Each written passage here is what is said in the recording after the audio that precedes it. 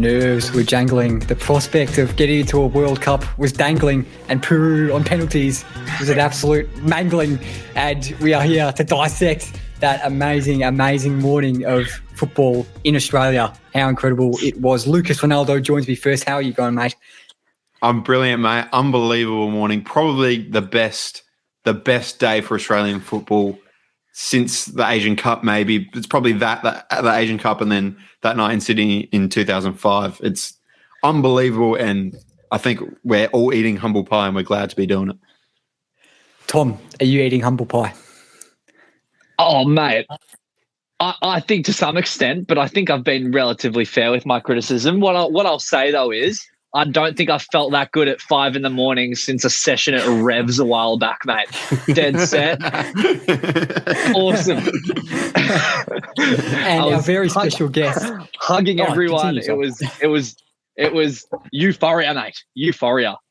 Oh, where were you, just quickly? I was in my dad's bedroom watching it with my dad the entire morning. It was beautiful.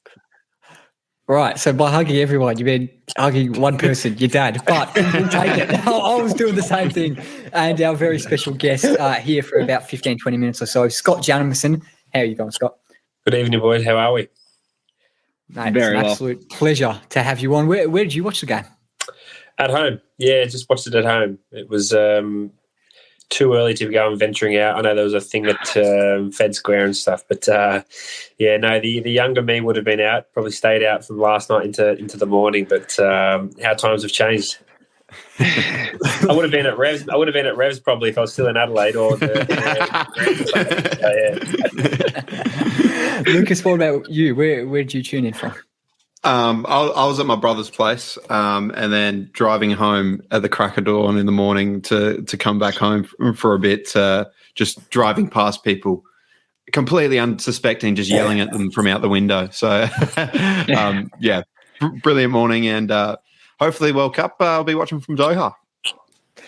Absolutely incredible. Just cannot say it enough. So exciting. Jamo, we'll get to you first because we haven't got you for too long. Where do you think that ranks in terms of our best moments even as an international team of Socceroos? Yeah, look, I think, Lucas touched on it there. The Asian Cup's obviously a big one. But I guess the last time we qualified, in a way we're getting used to qualifying, but I feel this campaign we had it dangling there for a second and people kind of understood that it's not a given anymore. And especially with the problems our code has and our game has, people were starting to stress about the possibility of it not going through, what would happen. But, full credit to everyone involved, players, staff. To get to the World Cup is no easy feat, and Qatar is a massive one. And obviously your teammate Jamie McLaren scoring the penalty, and former teammate Aaron Moy as well. Have you spoken to them at all today, or any of the other boys in the team? Yeah. No, I've spoke to Macca, Lex, had a few photos, a few beer sponsorships, hopefully getting through because there's a few beers and stuff. But I spoke to them, but I didn't touch on it too much because they've got to celebrate. They've got to be in the moment, and they're smoking cigars and doing what they should be doing. So it's good. How do you see the game? Like, did you pre-game, Scott? Did you think that we were going to win? Yeah, look, to be honest with you, I thought it'd be tough. The way that the campaign started was really positive, and then it just went for a bit of a free fall, if I'm really honest, and speaking as as a fan, not as a current player. But I didn't. I didn't have high hopes, after the turn of losing against Japan and so forth. But I think full credit. You have to give full credit to Graham Arnold, the way he came back and made the players start believing again, which is the key. And I think for him to do that, he deserves a lot of credit. Copped a lot, and deservedly so. There's nothing wrong with criticising people with opinions, but at the same time, when someone does well, you need to compliment them. And I feel he deserved the criticism, but he also deserves the accolades at this very moment in time. Have you heard much about his coaching style? Obviously, you've got strong connections at clubs he's been at, and players at clubs he's been at, and of course the Socceroos. So, what have you heard about him as a coach and a manager? Yeah, I think he's just trying to create a family feel environment. I don't necessarily think that always works with international football because ultimately it isn't the same team every campaign, every call up. But he's been able to create this kind of family feel about the Socceroos where players are coming into it and they're saying that they feel like it's a family environment. And I haven't gone too much in depth about tactics or anything like that, but from reading his reports and reading the way his interviews go, I believe maybe he tries to play off emotion rather than so much more tactics. Even though he obviously is an astute tactician if he's coaching the Socceroos, but I sense there's a lot of motivation, people skills inside his coaching methods, and it seemed to have worked. I was going to. Yeah, Lucas, go. Just a question for Jamo. Before the game actually happened and we knew you were going to come on, I was going to ask about the lack of players that were used early in this competition. When we went on that massive run, of course, your caps for the Socceroos sort of came in those early stages of qualifying where they were playing largely A-League-based teams. Now, we didn't really do that at the start, and we were forced to later on when we had injuries and we saw players like Hrustic get a better start with the likes of Rogic and Moy out. Do you think that having those players out has sort of helped us in a way because it allowed us to give chances to guys like Kai Rolls, guys like Aiden Hrustic as well? Yeah, I think it was a forced upon kind of selection. I'm the same. I would have liked, it's hard, but in friendlies I would have liked to see more of, Denny Genre, Riley McGree, looking more at Macca, playing as the number 9. But we can sit here and we can critique it, but at the end of the day, they've qualified. But I think the squad depth, has been tested, but I think also a really good thing is now, under 23s play tomorrow night, and they're really starting to push and starting to break down, a few other teams that are tough in Asia. So you've got those boys kicking on. Hopefully they can kick on for the next 6 months, and then there's a massive pool for Rani to choose from, and it's a strong squad that they take to Qatar. Tom, I'll just put a question to you about pre-game because you had some quite strong views on certain things pre-game. How are you feeling before kickoff? Before kickoff, I was a nervous wreck, mate, to be honest. Like, dead set. I've been doing quite a bit of watching of Peru over the past few days. Obviously, they lost Yosimar Yotun before kickoff, which was a huge loss for them. He's a really seminal figure in their midfield. So not having him made a huge difference for us. But I was just hoping for the best. And I'm not going to lie, when I saw Duke starting up top, my confidence levels dipped slightly. As much as I can see the justification of Duke starting, I just felt that would dictate the way that we were therefore going to approach the game in terms of not trying to gain superiority in the midfield, maybe play more long balls, which we did, but it was actually quite effective in some circumstances, and we won a lot of second balls as well. So credit to Arnold, I guess, honestly. You can't really fault anything that he did, even like the decision to play Lecky on the left as opposed to a number 9 like he did against UAE, I thought was incredibly effective. And I thought Lecky had an incredible game, I thought, honestly. Like, the stuff that he did went so unnoticed. Like, even so, when we lost the ball, like, if the ball was on one side, he's the non-ball side winger. He's always coming across and into central areas, blocking off the middle of the pitch. And then if the ball gets circulated across, he's dashing across, busting his ass to try and go and cover Advincula on the overlap and Carrillo. And he was supporting Bajic so well. Thought he had such a good game. Like, selections with Moy at the base of midfield. Like, you could talk about anything to do with that game. I could go on for hours. I could go on about Irvine as well, about Bajic, like Rolls, all these Herculean performances. It was really, really cool to see the national team performing together and as a group and playing with such great mentality again. Jamo, Tom likes to really unpick games and unpack games very in a tactical way. Do you like to do the same thing? Do you watch it with a keen tactical eye or not so much? Bits and pieces. I kind of find it hard being sitting there and watching as a fan and then trying to dissect a game from a tactical point of view. But the most noticeable thing I've seen was obviously the fullbacks quite low and narrow, and then the wingers hugging the touchline and dropping deep, which obviously reminds of what we do at Melbourne City quite a bit. It isolates the fullback to either get tight to the winger or the midfielder can run in behind there. So I tend not to, but I enjoyed watching this morning's one. Go on, Tom. Sorry, Jamo. Just on that as well. Obviously, you're a fullback. What's the difference between sort of, or like how hard is it to adapt if you're playing, say, like Bajic is playing as like an overlapping, quite athletic sort of fullback up and down, and then having to adapt to play a more inside narrow role for a game like that and for the UAE game? Is that hard or?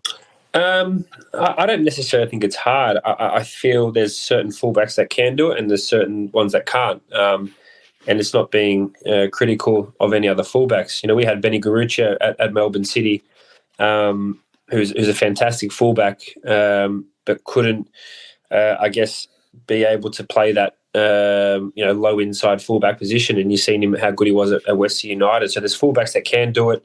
They all can do it, but it's just how effective they really are in terms of that. A lot of fullbacks these days are, overlapping quick dribblers, whereas, this position where you are inside low, it's more of a passing fullback. So it tends to cater for different ones. But ultimately, Nate's done it at Melbourne City plenty of times. And then, as is... did it a few times in this campaign. I know speaking to a few of the boys when they've went away, they've talked about how it reminds them of when they do play that way, it reminds them of the city. And they've talked, I know the staff have said it's like a Melbourne City kind of formation, the fullback. So it definitely fits to some people. And sorry, just before you bump in here, Harper, just quickly as well, in terms of, because Atkinson got booked quite early on in that game, I thought quite unfairly so, given there were a lot of cynical challenges from the Peru players that went completely unpunished, particularly from Tapia, who was stopping literally so many counterattacks and not getting booked for it. But what does it do mentality-wise if you're a fullback and you know that there's someone that's really sort of good 1v1 come up against you? What does it do mentality-wise in terms of how you would approach the game from that point forward? Well, usually it doesn't faze me, apart from, I'm assuming all three of you are from, I know Lucas is from Adelaide, but I'd be contradicting myself because I got sent off against Adelaide United last year with a yellow card in the first 10 minutes. Most of yours are for dissent though, aren't they, Jammer? No, not the last 2 years. Apart from that one was, I gave the referee a verbal. But I definitely feel it's not a good thing to be early, to booked early, because, you're walking that tightrope, the opportunity to maybe take a risk with going to ground to win a ball. It plays in the back of your mind. But I only talk from a personal point of view, and you kind of sense that, if you are on the yellow, then you have to be more cautious. But ultimately, you've got to be able to read the game properly so you don't find yourselves in those tricky places.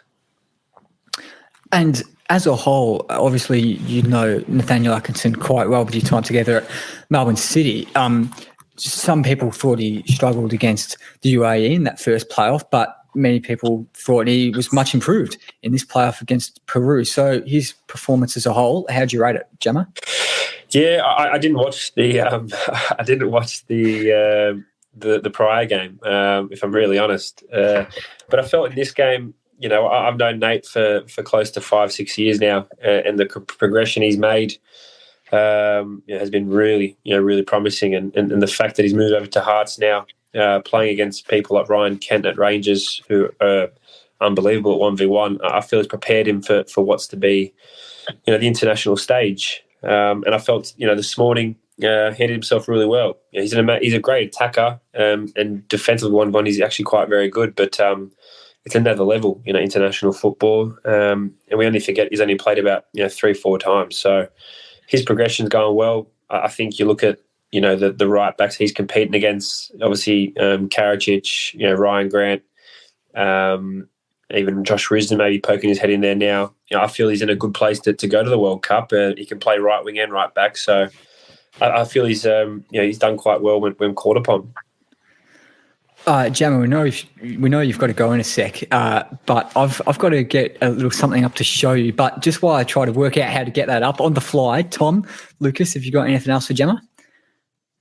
Nothing apart from the fact that my dad's just commented on Facebook that Jamo is just an angry man on the pitch. So, whack. Brutal from your dad. Anything to say to that, Jamo? Well, no, the fact that he was hugging Tom this morning means he's a real happy guy. So I think he's a happy guy in the bedroom. Now, I think this is going to work. I'm going to share my screen. You can't share photos too well here on StreamYard, but I'm going to share the screen. Hopefully this comes up properly. Should I preface this or? No, I'll give a little preface, okay. I think, Lucas, and then you can maybe explain after I show it to see if it triggers any memories in the mind of Scott Jamieson. So, this should come up now. Yeah, here we go. So, on the right there, the adult man is Scott Jamieson back in his Adelaide United days, and on the left, the small child being dangled from the arms of Scott Jamieson is the KickCast very own Lucas Rinaldo. Scott, do you remember this incident? I can't say I remember this exact incident. I think it's at Bennelong Park or something like that. Yeah, I think it's the one in North Adelaide, I reckon. Okay, yeah, behind that pub. Yeah, I remember, obviously, Lucas around a lot with Dom, his father, working with the club, and who's a great man. 1 second, I've just got someone knocking on my door. But, yeah, no, I don't remember being handled like that. But I wouldn't be able to do that. That's unfortunate. I don't know why I remembered that. I don't know why I remember that. I'm going to apologise, but I've got to actually go right now. So I will. I've got to cut it short. My neighbours are just leaving the street this week, actually. So I've got to go. See you, mate. No, thank you, Jamie. Appreciate it. That was really good. Cheers. Well, there you go. Scott Jamieson, short but sweet. That was very, very good. Lucas, is there anything else that you want to explain about this, as I said, incident? I believe it was consensual. Okay, that's good. Is an investigation ongoing, or is case closed? All seriousness, Jamo was like really, really good with me. I was an annoying little 7 or 8 year old that used to hang around the training sessions with my old man who worked at the club. So, in all seriousness, Jamo in particular and a few of the other boys around that time were really, really good with me. But yeah, just I can't believe we've got 18 minutes in the podcast and we haven't. We can swear at this point, can't we? But can I just take a little pause on that just for a sec? Because we've got a substitution on the field. The fourth official is holding up his board. And this might rival the substitution of Matt Ryan off Andrew Redmayne on. People didn't necessarily expect it. People didn't know what was going to come of it, if it would be good or bad. But I can guarantee you this will be very, very good, because out is Scott Jamieson, or off is Scott Jamieson, and on comes Sean N. Shah, how you going? Very good, very tired. How are you boys?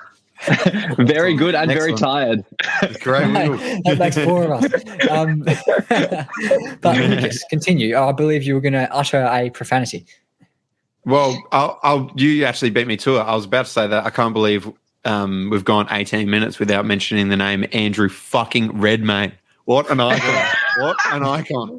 The grey Sean N's got the grey wiggle there. It's the most iconic. Also, to pull that face in that moment it's almost like an opposite of Bresciano, where with Bresciano in 2005, you thought, how do you think to pull that face in that moment in terms of look that cool? Redmayne, you think, how do you think to do that pose and remain like and make it funny in that time? This is right up there. This will. When that article the other day from that idiot who said, who are the Socceroos? Everyone knows the name of Andrew Redmayne now. Yeah. And he's our backup goalkeeper. Yeah. Well, back up to the backup even. I believe there was a song that I sung about Mark Birighitti a few weeks ago here on the KickCast saying probably deserved a spot in the Socceroos squad, but Andrew Redmayne's Arnie's boy. But now Andrew Redmayne is Australia's boy because he has made us, brought us into a World Cup, and we love him for it. But Shah, tell us how you viewed the game. Well, like your experience of viewing it. I mean, we won't tactically dissect it just yet. Your experience first. I got to say, when full time was over and all the celebrations were done, I got up to have a drink, and my muscles genuinely were all tense and sore like I'd just done a workout. So I think for about 2.5 hours, I was just sitting there like tense at my screen, hunched forward, just like praying and praying. I was cheering every ball that went out. I think overall it probably would have been a boring game, but for me, my heart was just going like crazy. And yeah, it was just such an intense experience. And I'm surprised that I managed to not, scream loudly and wake up my girlfriend and wake up my cat, because that was just unreal. Absolutely unreal. But just before we continue, I just have to, Scott Jamieson is left now, and I doubt he's tuning in. So I just have to ask you guys, put it to you, how good was Scott Jamieson saying dangle without any build-up? Long-time viewers of this podcast will know. That was absolutely all time. Like he doesn't know. Wait, was that not prompted? Was that not prompted? No, I swear to God. Well, I said dangling in the intro. Well, I said dangling in the intro, like dangling, mangling, jangling. And then I guess it clicked with him. He's like, oh, that's a good word. So he what a legend. It's very niche for first-time viewers, but dangle is a long-time favourite word of this podcast. Yeah, it's the word of the day, 365 days a year here on the KickCast. But, Tom, a question for you. So I think there was a narrative that the Socceroos have been in a bit of a rut for the last few months, weeks, years, however long, and Peru were a better team, ranked 22nd in the world. Graham Arnold-led Socceroos hadn't been anyone above 68th. So it was this perception that, the narrative was that the Socceroos were a bit crap, to maybe oversimplify it a bit, and we weren't going to qualify for the World Cup. Do you think people's perception of Peru being good, which I think people thought they were coming into this, was a bit the perception that they were good was caused by the narrative, people wanting the narrative to be that the Socceroos are crap, to make that really longly worded question make some sense? It's a good question, and I think this goes more into detail, or it's more a question of the negativity that some have towards the Socceroos and the sort of disenfranchisement that exists between some supporters and the team itself. And I think ultimately there's some sort of valid criticisms for Graham Arnold, and a lot of the disenfranchisement stems from Graham Arnold being the coach. But as far as I'm concerned, if we played with the like you can dissect football games all you want, like tactically, physically, whatever, personnel wise, but ultimately if you don't have a bit of this, like you can't win games. DNA. Dare I say the DNA? I wasn't a fan of that, but I genuinely think like what people enjoy seeing is like the players play with a bit of passion, play with a bit of heart, and every single player on that pitch, like I'm concerned about swearing because I'm seeing year sevens literally pipe up in the Facebook comments here. So, but seriously, Mitch Duke did. It's fine. The fucking ticker on these lads, dead set. Like you cannot praise them enough. Like the effort from Aaron Moy to play 120 minutes at the face of midfield when he's barely played in months, knowing that there's basically no one else in the squad that's capable of playing that role as well. Like it's beyond belief. And the fact that he played so well as well, it was insane. And the running from Irvine the whole game to cover for him, just tackling and winning everything. Like you could go into any single player and pick out an individual moment where someone's just had a massive effort, shown they have an elite mentality, and really like tried to grip that game from Peru. And to be honest, like emotionally for me, like I was like 3 years old when Uruguay happened in 2005, right? And that moment is like at the final whistle, being there with like my dad watching that game. It's like something that I will never forget ever. Like, honestly, seeing us qualify for the World Cup, like it's like a moment, you know, when people say like you remember where you were when 9/11 happened. It's like I remember where I was when we you celebrated 9/11, you sick bastard.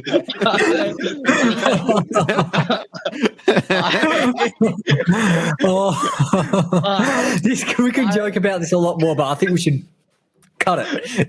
Continue.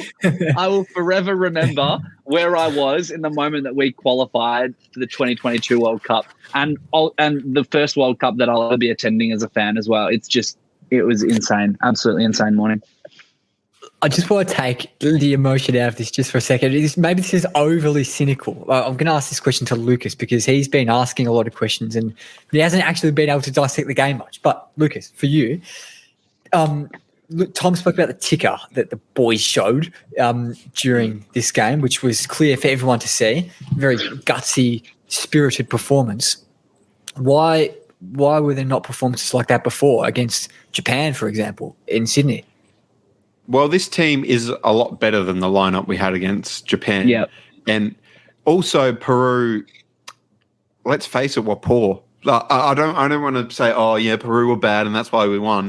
I think they didn't handle the pressure well. I think the fact that we've played our home games in Qatar for so long, they weren't used to those conditions. Even though it was an air-conditioned stadium, you could tell they looked really leggy. They were misplacing passes left and right. I think it was just the conditions really suited us. And when the going got tough, the tough got going. And these players stood up as they have so often for us.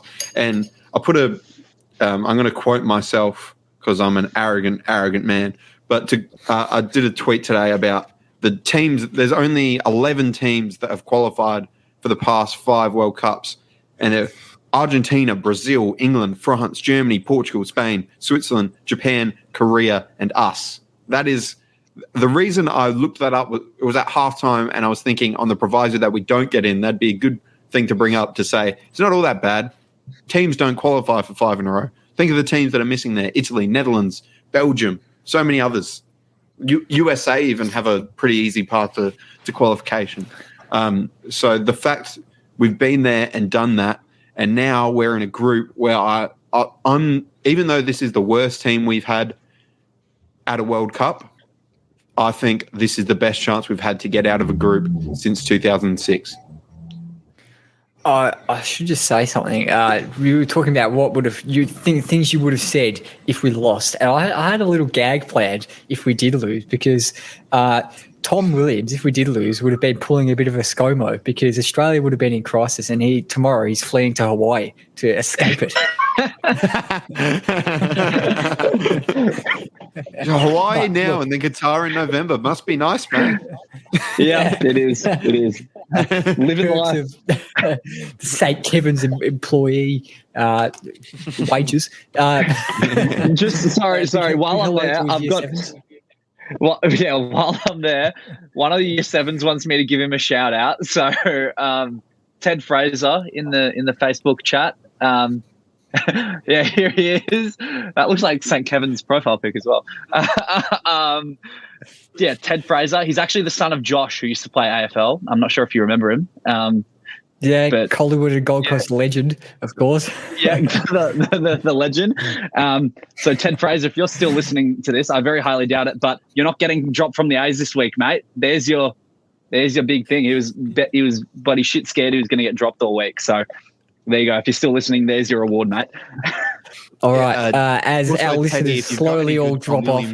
Ted, if you've got any good Tom Williams stories, hit us up. Yeah. Well, apparently he's playing left wing in the World Cup. So, Ted Fraser. But, Shah, I don't know quite how your mind works. You haven't been on many of these podcasts, but are you a real tactical analyzer of games? I do in my head, but I cannot articulate it the way Jack George or Tom Williams can. So I can see something and go, okay, that's what's happening. But But if you ask me, I'll probably sound like an idiot, but I'm happy to have a crack. Have a crack. Oh, you want me to tactically analyze the game? Go on. Okay. Well, there was a point I was going to touch on, which Lucas already did, and I think our preparation is really what made us win the game, in my opinion. When we first got into Asia, we really, really struggled in the Middle East. We were losing to teams like Jordan. We didn't know how to play pretty much. And the fact that we went with it and we started doing our training in the Middle East and we played all these games, and Peru really didn't even train in the Middle East. I think they trained in Spain. I think that's what won us the match.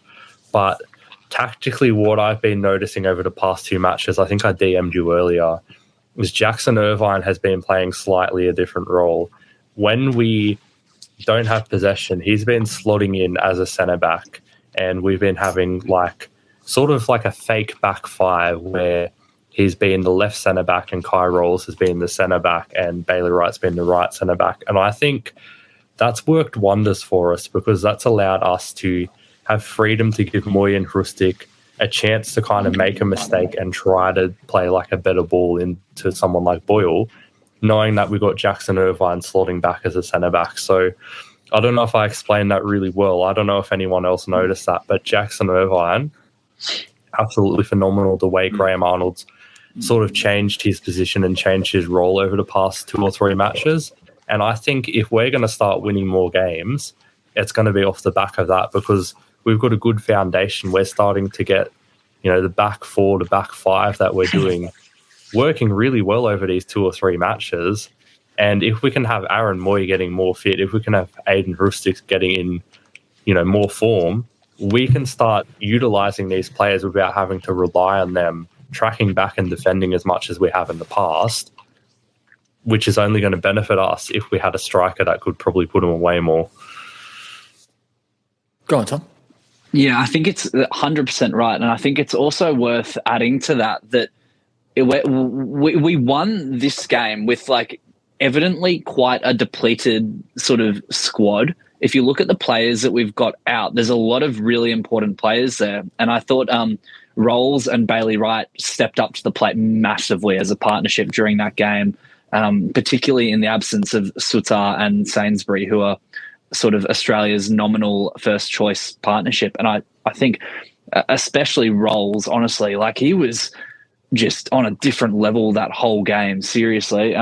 So credit to both of them. They really stepped up. But going into the World Cup, we're going to have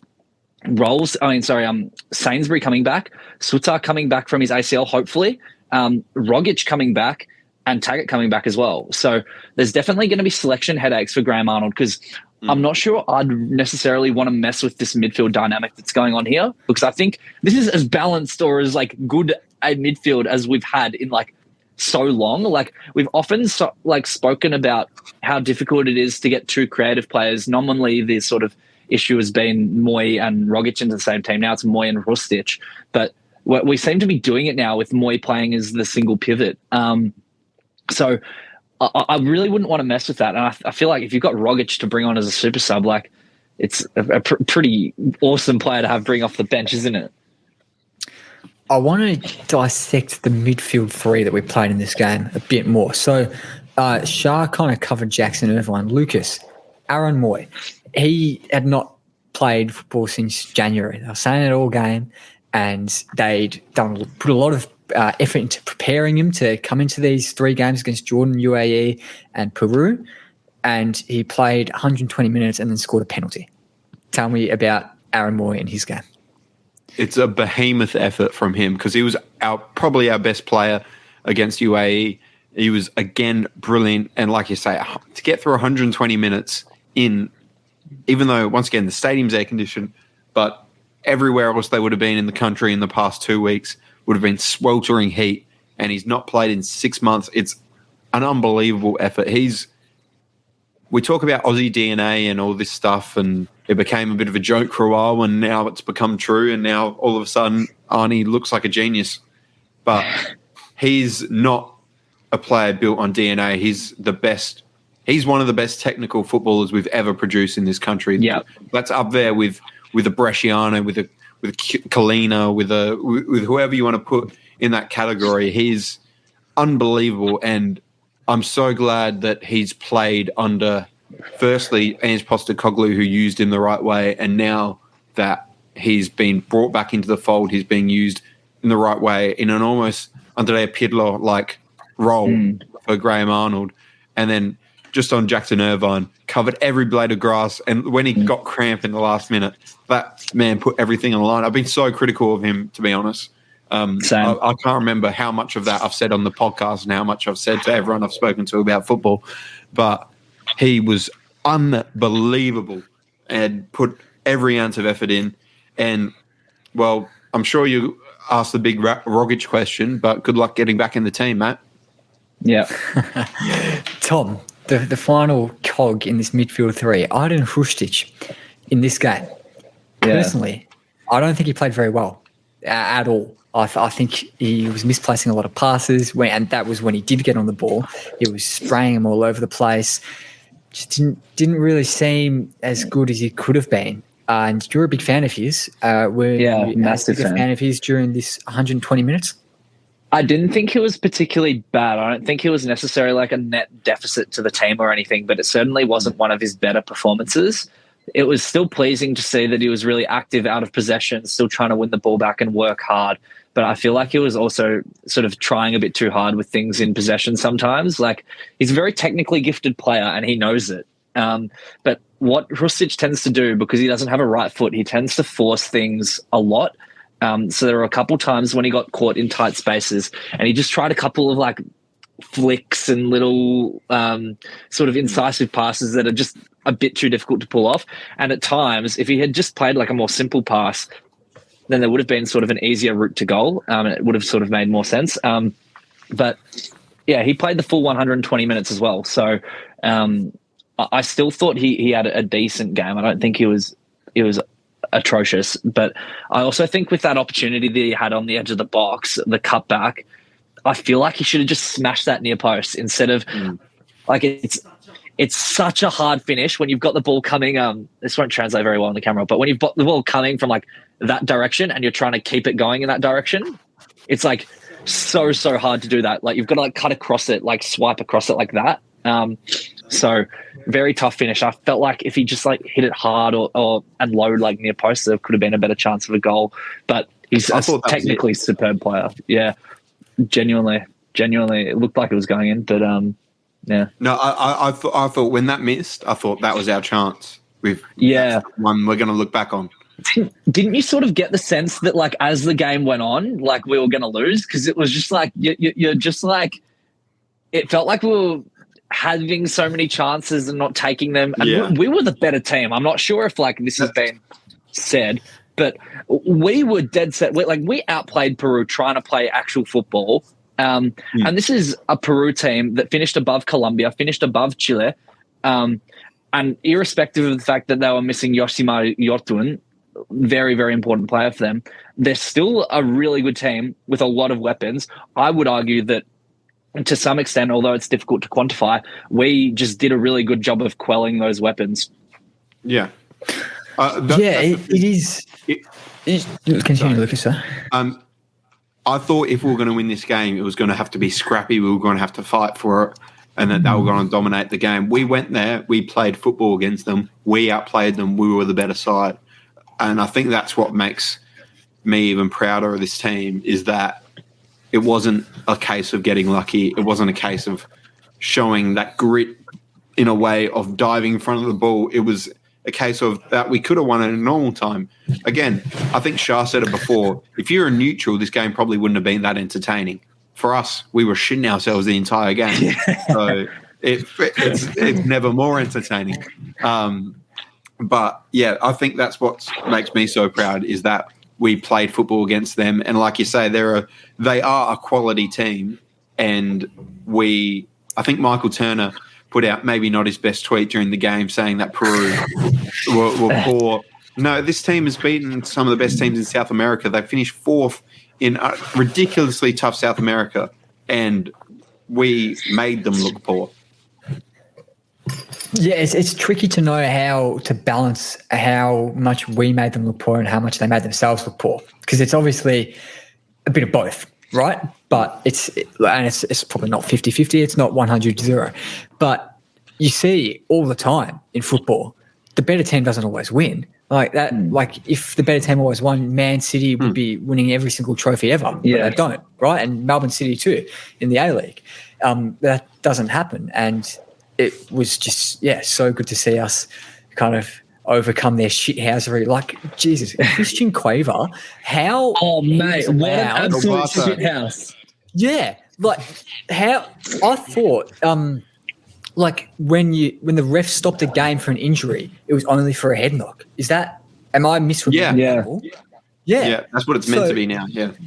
Yeah. So what did he have? Cramp or something, or fake cramp or whatever it was? Like something where he came on 10 seconds later. Like he stopped the game for 2 minutes and then came straight back on. And then the referee didn't add it. Is beyond me. Yeah. And speaking of shithousery, how good is, and I'm sure some people would have seen it, some people wouldn't, the clip of Andrew Redmayne chucking away throwing the bottle, drink bottle. Oh my God. That had the notes on there. Brilliant, genius. I love that so much. We're not good enough at that.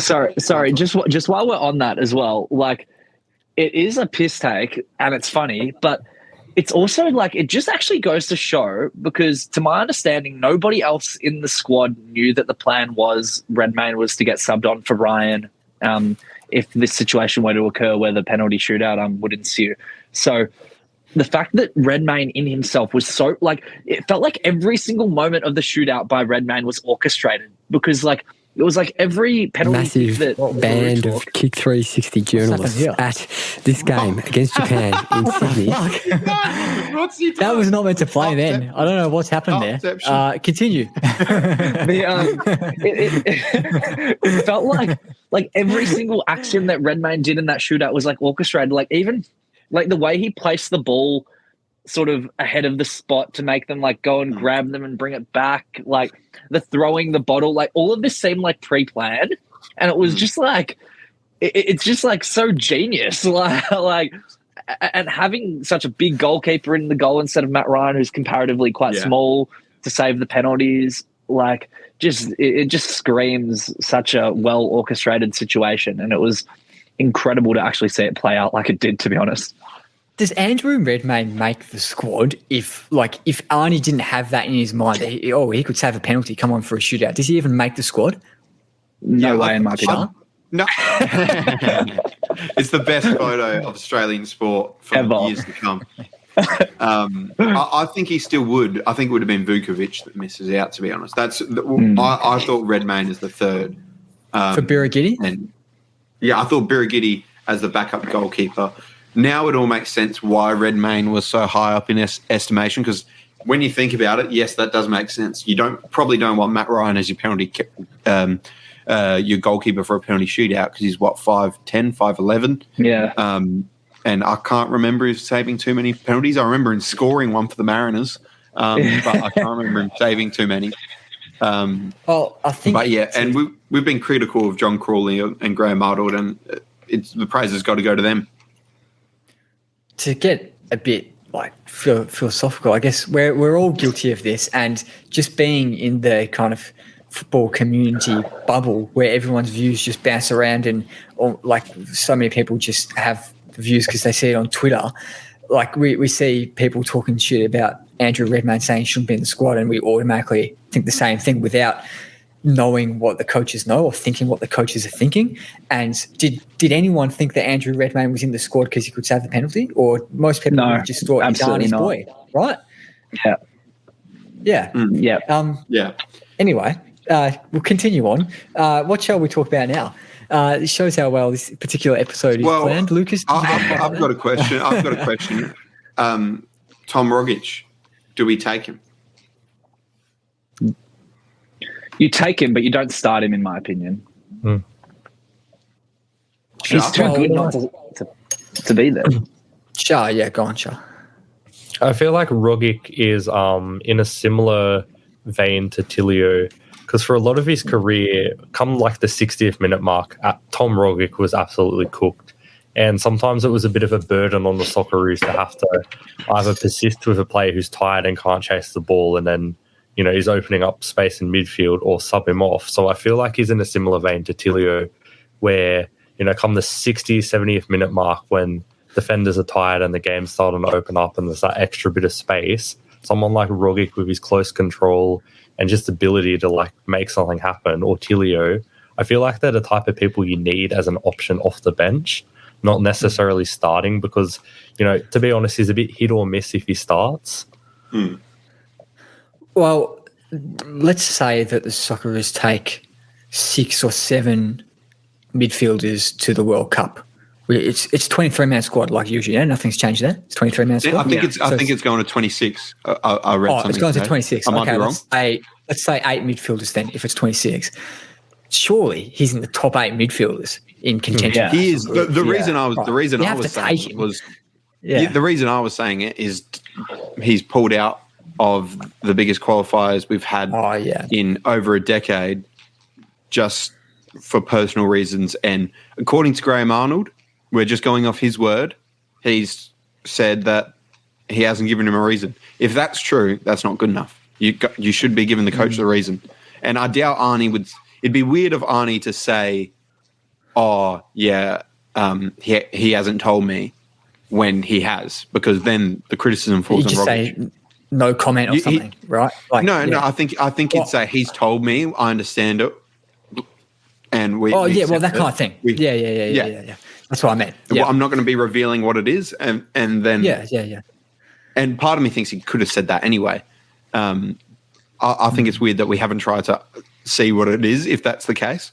Part of me, I still would take him. If you're asking me to put 6, or how many did you say? Well, if it's 26-man squad like you're saying it possibly could be, I'd say it'd probably be 8 midfielders. Yeah. Right? So the 3 that start tonight, so Moy, Irvine, Hrustic, Rogic, Jean-Ro, McGree. That's 6, I think. Dougal. I'd take Metcalf. I would like to take Metcalf. I'll go Dougal, and then either Stensness or Jago. I just think you need another defensive midfielder in case something happens to Moy. I guess you got Dougal in there, but I think you need a bit more variation because you've got McGree and Rogic as sort of the ones that, and John Rowe even as the 8s and 10s. I want to talk about Graham Arnold because before this, everyone was saying Graham Arnold out. He's got to go. Like he's done. He's not good enough. Blah blah blah blah blah. And if Andrew Redmayne had not saved that penalty, and then we miss the next one, and Peru score the next one, then we're not in the World Cup, and Graham Arnold's out of a job, right? So should and does Andrew Redmayne saving that penalty and us getting through to World Cup by the skin of our teeth, really, does that change how you view Graham Arnold and his suitability for the job?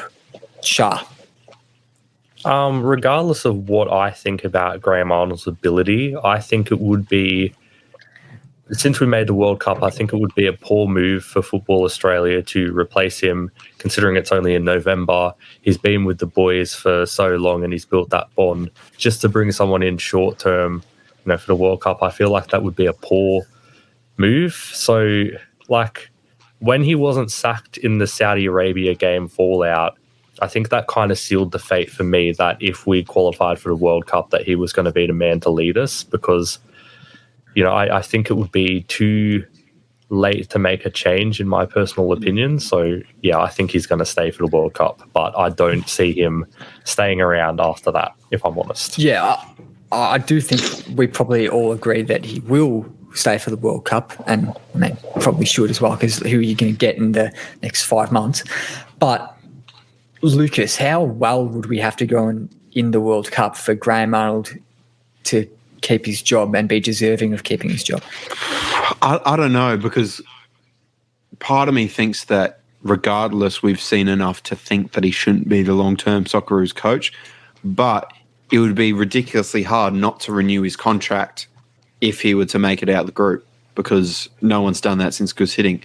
So I think if he makes it out the group, then you know what? If he, part of me thinks from the way he's spoken, and he'd seemed since he had COVID the first time, I've always thought he always seems like he looks a bit sick, and sounds a bit sick, and maybe that it's been a real struggle. He's said a lot how hard this qualification has been on him, having to go to the Olympics as well, the amount of quarantines that man has done. He's put everything on the line. I wouldn't be surprised if he doesn't want to continue anyway, having got us to the World Cup and escaped all the criticism and not gone down as a disastrous coach for the Socceroos. No matter what happens here, we're still going to look at Graham Arnold as, all right, he didn't have the best team, but he got us to the World Cup. So I think he has to get out of the group, and then he has the option. But to be honest, I think he'll step down. I'll just go in there quickly, Tom, and like the toll that it's likely taken on him, I think it's pretty clear to see with just that outpouring. You could see just everything kind of spilling out of him immediately post game, tears coming from his eyes, and in the post game interview with, was it Scott McKinnon at Channel 10? I think it was him. You could tell that he put in so much effort and so much heart. And Tom, I think you put a tweet up about it as well, and many people did. You may not like Graham Arnold, but you can't deny his passion and his love for coaching this national team and representing the country. Yeah, you phrased it really well there. Like it was just this sort of, you could almost visibly see the weight lift off his shoulders as soon as that final whistle went, or as soon as we saved that final penalty. It's like he's been under so much pressure, and in that moment to see like what he's been working towards for months and years now come into fruition in that one singular piece of brilliance by a certain Andrew Redmayne, the Grey Wiggle. It was just really, really touching to see, to be honest. And like, there's no doubting whatsoever the passion and the passion that Graham Arnold has for this team. Like, he absolutely bleeds this country, and he loves this country and this team so much. So it was really, really cool to see that work for him at the end of the game, and especially given I think he struggled to qualify as a player as well. So the fact that he could do it as a manager was really good to see too. And sorry, Lucas, I know you had your hand up there, but I think Tom's talking about how Graham Arnold bleeds for the country, and totally agree with that in the metaphorical sense. But so it's the first time since 2014 that we've had an Australian manager taking us to a World Cup, which I think could be a benefit, right? Because he's got personal stakes on the line. Bert van Marwijk, did he really give much of a shit about what he was doing there? Obviously, you're going to give your all and you're not going to deliberately half-ass it, but there'd be an unconscious thing there, not caring about it as much. But like you said, Tom, Graham Arnold bleeds Charnen's green and gold. Yeah. Absolutely. I think it's also just with respect to the previous discussion about the sort of World Cup and the fate that occurs after it, depending on how we go. I think there is actually scope for us to do well at this World Cup. I think, mate, can I just say, Graham Arnold, 4D chest right here. If he qualified automatically, he would have got put into Japan's group, the group of death with Spain and Germany. He's done this intentionally to get an easier group. That is what he's done. He is ahead of the curve all along. 4D chess, baby. I believe they call that a Graham Arnold masterclass. Lucas, your hand was up a moment ago there before I rudely interrupted. What were you going to say, Lucas? Oh, sorry, Tom, were you done? Sorry, just one sec. I think it's time. At some point, we're going to need to roll out all those Arnie chants that I had ready for the Sydney trip that we never got to see. I dangled them previously, and I think I'm going to follow through with the dangle at the end of the show. But Lucas, had your hand up a while ago. So I think this is going to be the biggest World Cup in Australia since 2006. Like Tom said, I think we have a real chance to go through. I think we're better than Tunisia, and I think we know about the hangover that teams that have won the World Cup have had in the past sort of decade and a half. Italy in 2010, Spain 2014, Germany 2018. Denmark are a great side, and I think will be a tough one, but we did draw with them in Russia. So I think, and the other thing is, this the first time ever and the only time ever that this is a World Cup that's going to be in our time zone. It's going to be in our summer. I spoke about it on the what do you call it, the Twitter live thing that we did on Kick 360 this morning. That's the one, whatever the buzzword they call it. That this jargon. You see fans in England. I saw a tweet of their weather at the moment saying, look what Qatar's robbed us of. This would have been the weather that we would have been enjoying World Cups with. Because for them, it's like, oh, no, we're not enjoying a World Cup. A World Cup's all about it being summer. For us, this is a World Cup in our summer. The Tunisia game is going to be on, I think, 9 p.m. on a Saturday night, and it's not going ahead with AFL. It's not going ahead with rugby. It's not going ahead with even cricket. Well, no one really cares about the Big Bash that much anymore. Yeah. Probably should say that, just to say something that absolutely no one else knows about. You won the Buzzer Beaters quiz because of a little cricket fact that you knew about. So have some respect. No, but the Big Bash has fallen off a little bit in terms of popularity. I don't think we can deny it, even though I still watch it. It is going to be massive, and I don't think people realise we're going to have that, and then we're going to roll straight back into an A-League season, and then a Women's World Cup at the end of it. This is going to be one of the biggest years for Australian football, and as good as it would have been to qualify automatically, this is way better. This feels 10 times better than those boring, oh, look, we beat Iraq 1-0 under Verbeek and Holger Osik. Nah, who cares? Give me the drama. This is undefeated, and that's why it feels so good. Tom, sorry, yeah, I've got a few things. Firstly, if I've got any year sevens here, just close your ears for 1 second. Well, we've dropped off to 0 viewers on the Facebook, so unless they're on Twitter, you're safe.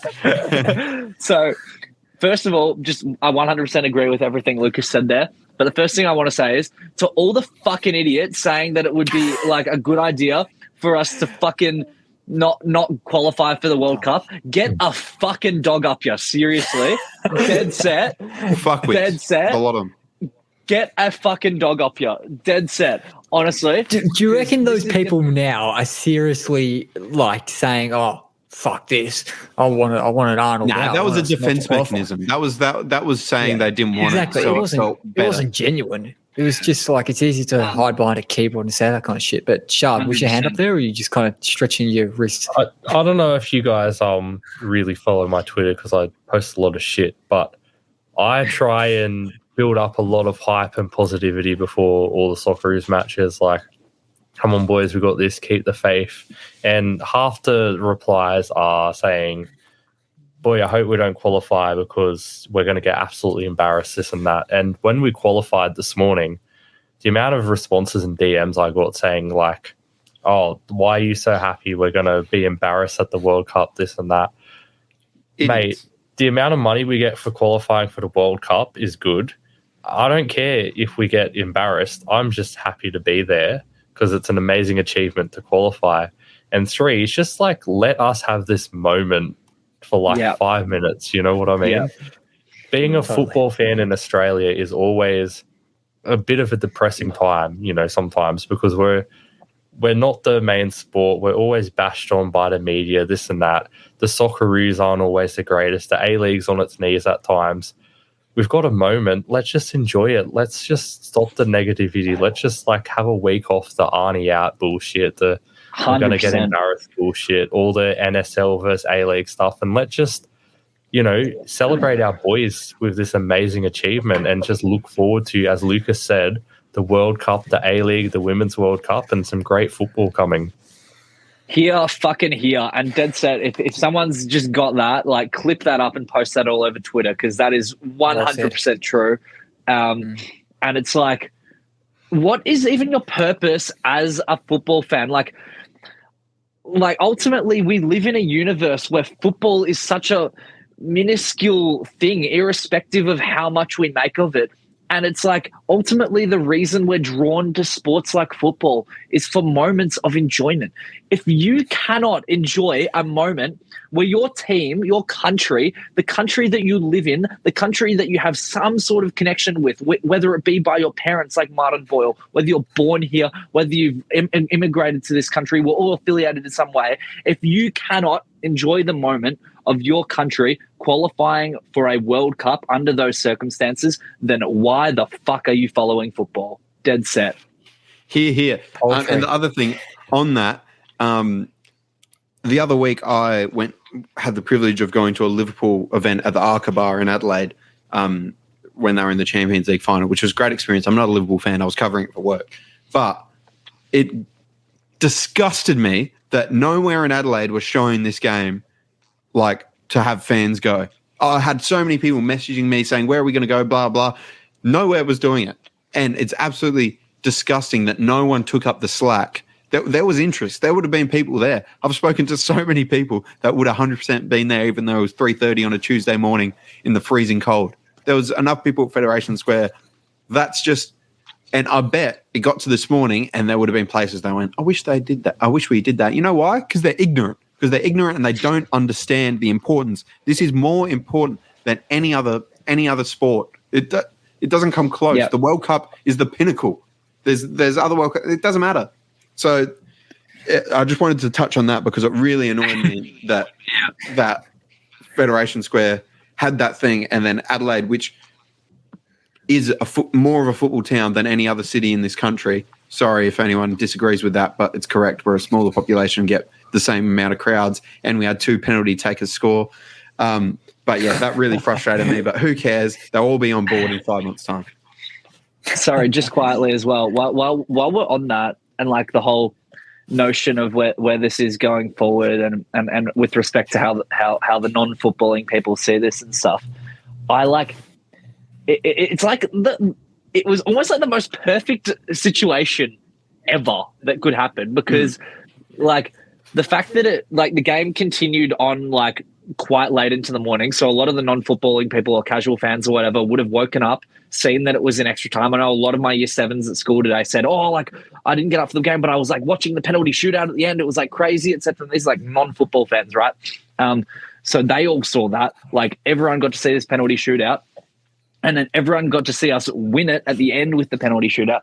And then like you get like the euphoric moments of it being such a close game, and then everyone running onto the pitch with one like seminal kick at the end of the game missing and Redmayne saving it. And then the meme-worthy moment of Redmayne just standing there and giving it the biggin, like making waves worldwide. Like there, like the scope of this to be reported on by multiple forms of media is like so cool, so important, and something that like we don't typically get with football. So I think, like someone touched on before, I think it might have been Harper, in terms of where the momentum of this World Cup could lead us, there is such a big opportunity here with this, with the Asian Cup and with the Women's World Cup coming up. It is absolutely huge.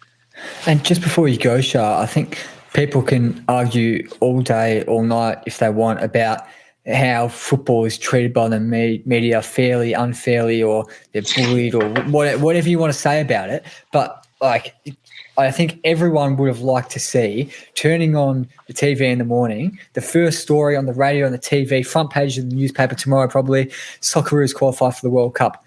And everyone was pumped up about it. Like people might not necessarily have known the people's names, or they might not have known the correct terminology for penalty shootouts and stuff like that. There was some weird stuff going on there, but they knew that the Socceroos would qualify for the World Cup. They knew that was a massive thing because it's the world stage. It's the pinnacle of sport, any sport in the world.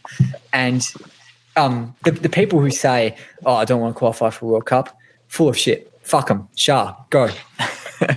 Can I just say, for all the talk about Graham Arnold subbing on Andrew Redmayne and what a brave and ballsy decision that was, I think we've forgotten another brave and ballsy substitute he made, which, you know, would have caught Drew off guard when, as a Bathurst boy, I love this one, when he brought on Bathurst 1000 winner Jamie McLaren you know, to lead the line.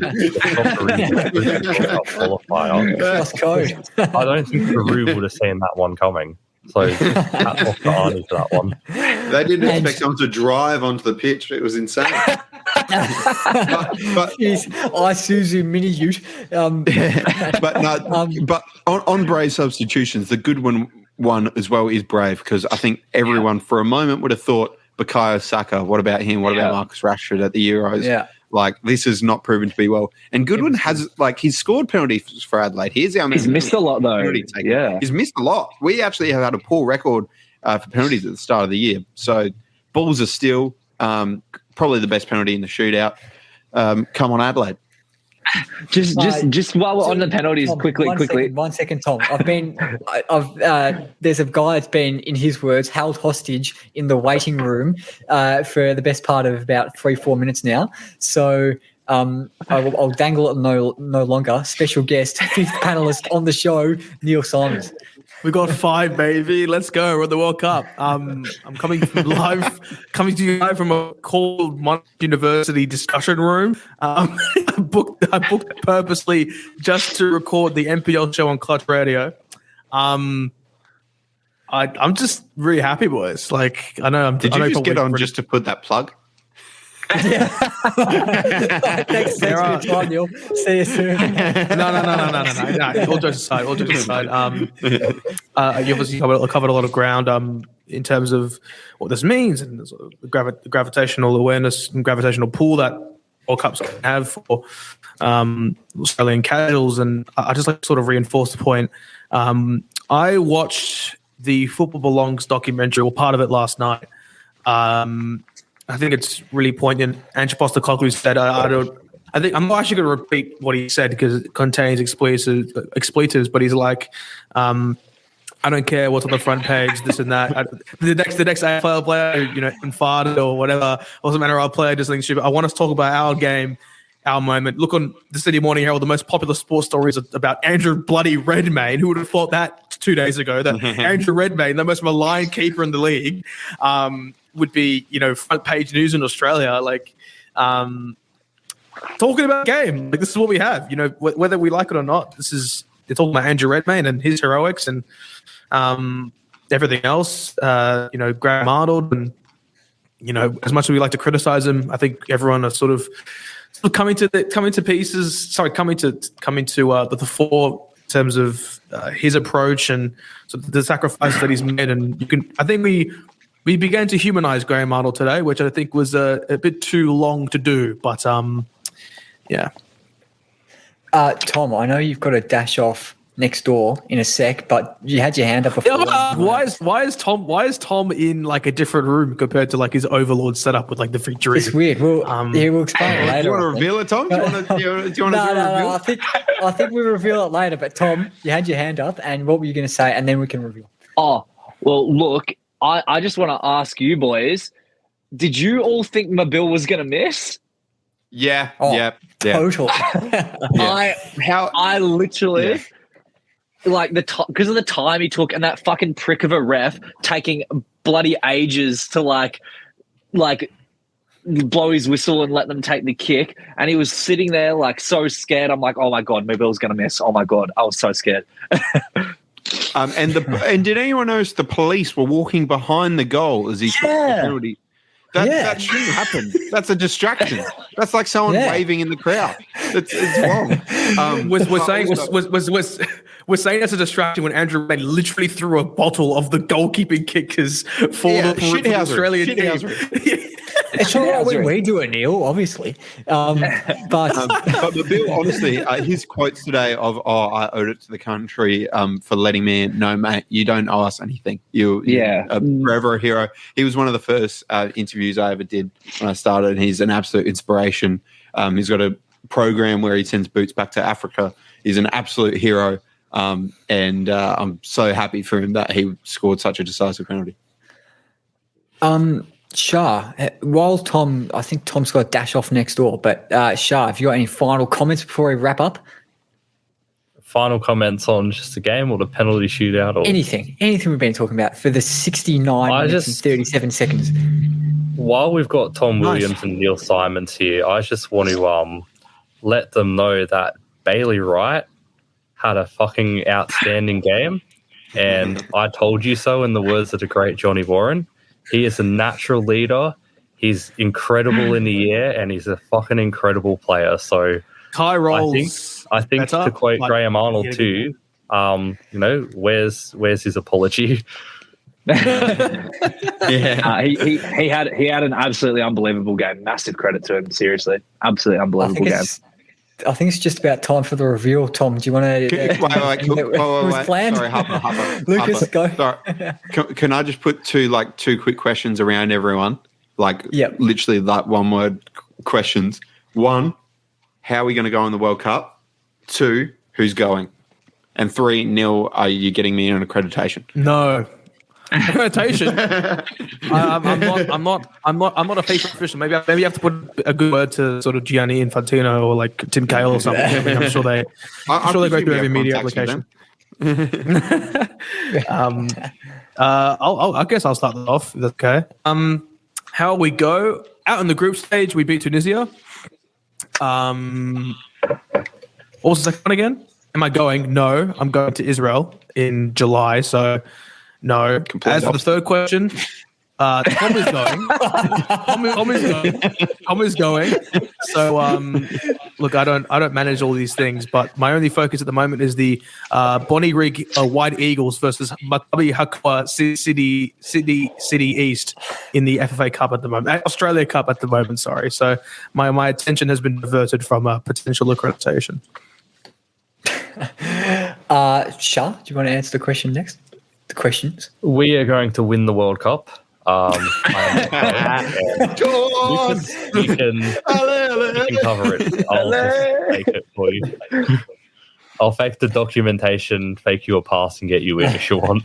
I am 12.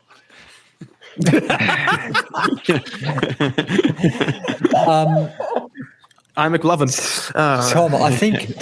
Tom, I think you answer, then as I answer, you will do the reveal. So you answer first. I'm going to say round of 16 exit. Yeah, boy. And then I am going to the World Cup, and I will be at every single one of Australia's games and our round of 16 game if we're out of that. And I'm also going to 4 other games right now as it stands, and hopefully a few more, but we'll see. Hopefully a few more. The games you're going to are awesome. You should say what they are just to dangle them. So dangle the games, right? So I got Portugal versus Uruguay, Spain versus Germany, Netherlands v Qatar, and I'll be seeing our fellow AFC friends, Saudi Arabia, Ian Tekers, hello, versus Mexico. Shout out to Ian Tekers, man. We need him in the landscape. We need him. We need a bit of S posting. Yeah, that's what I'll say. Wait, Lucas, did you answer where we were going to finish? No, I think we're getting out of the group, and working on it. Like if I'm going to go. That's it. Yeah. All right. Interesting. Working. Live crosses from Qatar. Live crosses from Qatar. I mean, look, we had Adrian Brett. You know, I must say thank you to Adrian as well for putting that piece together prior to the Peru game, or of course the game that just went by, and it'd be really good to see a large Australian representation there. Tom, you'll be there, which would be great, and then it'll be one of the best experiences of your life, like regardless of the outcome. Wise words from a great mentor, Tom. But I don't think I'm going. Yeah, I'd love to, but I don't think. It's 2026 is like 2026 is the one. Is the one in my head that I want to go to. Yeah, unless we I'm get a some couple big years older. sponsors for the KickCast, I don't think we could say that. To be brutally honest with you, it's only the main publications that tend to send journalists there, like your News Corps and SMHs and stuff. And I think it's really good that they send people there in the press junket, because if they get close to the team, the more it's important. And all power to them. And hopefully, we'll see. Well, if like McDonald's or Apple or Microsoft want to sponsor the KickCast to pay for us to go to Qatar, Manscaped, Skillshare, I'll happily take the money and fly to Qatar. But in terms of where we'll finish, look, I feel bad being the last one to answer this because I think we're going to draw with one of France and Denmark. We'll be up and about that, but we'll also draw with Tunisia and finish third. Oh. Okay. Oh, well, that's a great way to podcast. Thank you very much for listening. The big reveal, guys. What about the big reveal? The big reveal? Yeah, we're doing the big reveal, aren't we? Tom's pregnant. Hold on, Tom. Isn't it more like Not yet. Is it a moving thing or is it a saying thing? I think it's a moving thing, right? It's a moving thing. Get up, mate. Yeah. The big reveal. Oh, what is this? He's gone out. Tom's penis. He's back in. Hey! I knew it. Oh my god. Worlds oh my are colliding. Oh my god, I've been stifled. Oh my god. Oh, you told me this before.